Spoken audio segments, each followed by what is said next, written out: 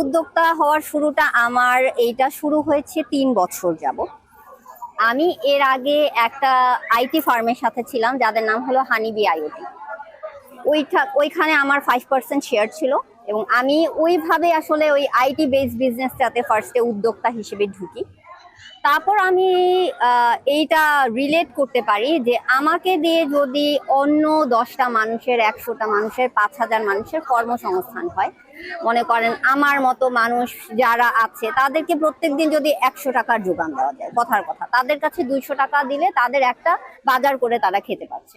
ওইভাবে যদি আমি কাউকে কাজের মধ্যে নিয়ে আসতে পারি, এই উদ্দেশ্যটা নিয়ে আমি কাজ করা শুরু করি।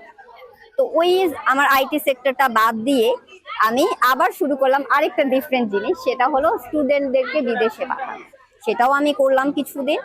তারপরে আমি এখানে আসলাম। এটা বেসিক্যালি আমার মায়ের বিজনেস, এটার নাম হলো আকর, আমার প্রতিষ্ঠানের নাম, এবং সেটা 1988 সাল থেকে শুরু। আমার উদ্যোক্তা হওয়ার ইচ্ছা জাগলো এইটার পিছনে, আমি বলি এইটার পিছনে ইচ্ছাটা হলো আমি আগে কিছু সোশ্যাল কাজ করি, এগুলো ফ্রিতে করি। আমি মানুষকে গিভ অ্যাওয়ে করতাম। তখন মনে হলো যে যখন একটা সোশ্যাল কাজ করতে যাই, তখন বেশিরভাগ ক্ষেত্রে আপনাকে যদি আমি এসে বলি যে আমি একটা সোশ্যাল কাজ করতে যাই এটা সেটা, তখন হয় কি মানুষ মনে করে যে এই জিনিসটা হয়তো বা তারা ফ্রড করছে, কিন্তু আসলে কিন্তু ফ্রডুলেন্ট সবার উদ্দেশ্য থাকে। আমি যখন সোশ্যাল কাজটা করলাম তখন ভাবলাম যে সোশ্যালটা কিভাবে নিজের মধ্যেও করা যায়, কাজের মাধ্যমে করা যায়। তাহলে হলো কি মানুষের সোশ্যাল প্রবলেম সলভ হয়, ইকোনমিক প্রবলেম সলভ হয়, মানুষের ইন্ডিপেন্ডেন্সি চলে আসে ফিমেলদের মধ্যে। আমি নিজেকে ফিমেল এন্টারপ্রেনিউর প্রমোটর বলি।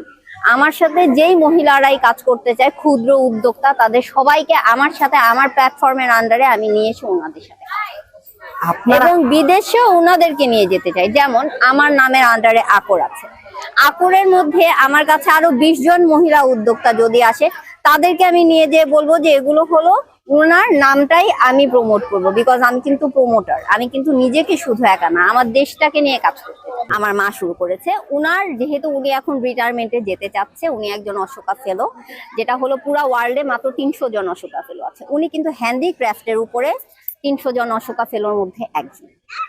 উনার এই জিনিসটাই আমি এই পুরা প্রতিষ্ঠানটাকে নিয়ে আবার শুরু করে এটাকে নতুন ভাবে, নতুন প্রজন্ম দিয়ে যাতে আমরা নতুন মানুষদেরকে সাথে কাজ করতে পারি, এর জন্য শুরু করলাম।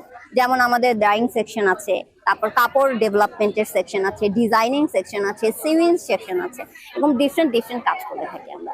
বেশিরভাগ ভেন্ডারের কাজ করি, কিছু বিদেশি বাইরেরও আমরা কাজ করেছি, ইউএসএ, জাপানের, এগুলো। আমার নাম হলো ইসমা তারা মোমো। আমি ইলেকট্রিক্যাল অ্যান্ড ইলেকট্রনিক ইঞ্জিনিয়ার। এইটা আমার একটা সাইড হাসেল। আমি এসেছি, আমার কারখানা হলো সিংগাইর মানিকগঞ্জে, এবং এইখানে আমার একটা, এটাকে শোরুম বলবো না, এটাকে আমি আমার বিজনেস অফিস বলবো। আমার অফিস অ্যাড্রেস হলো শ্যামলী 15 হলিলেন। এটা হলো বাংলাদেশ স্পেশালাইজড হসপিটালের গুলিটা। আমি উইন্সার ইউনিভার্সিটি কানাডা থেকে পড়াশোনা করি। আমাদের 75 জন আমাদের ইন হাউসে আছে যারা কাজ করছে এখন। এটা ছাড়া বিভিন্ন ডিস্ট্রিক্ট থেকে আমার কাজ আছে, যেমন আমার নারায়ণগঞ্জে আছে, তারপর ভোলাতে আমার মানুষ আছে, মানিকগঞ্জের বিভিন্ন জায়গা থেকে। আপনারা জানেন যেহেতু মানিকগঞ্জ একটা হ্যান্ডিক্রাফটের হাব, সেইখানে অনেক ধরনের কাজ হয়, মাটির কাজ হয়, বেতের কাজ হয়, ঠিক আছে। তারপরে আবার আপনার এই যে সুইং এর কাজ হয়, যেগুলা আমরা হাতের সেলাই বলি, সেগুলোর কাজ হয়। সবকিছু মিলায় আমার অনেক জায়গা থেকে অনেক। আমার জন্য আমি প্রতিবন্ধকতা বলবো না, আমার জন্য কোনো প্রতিবন্ধকতাই নাই। কারণ উনি অলরেডি, আমার ফাউন্ডেশনটা was ready, all I need to is decor the place. আমি ওই ডেকোরেশনটার জন্য কাজ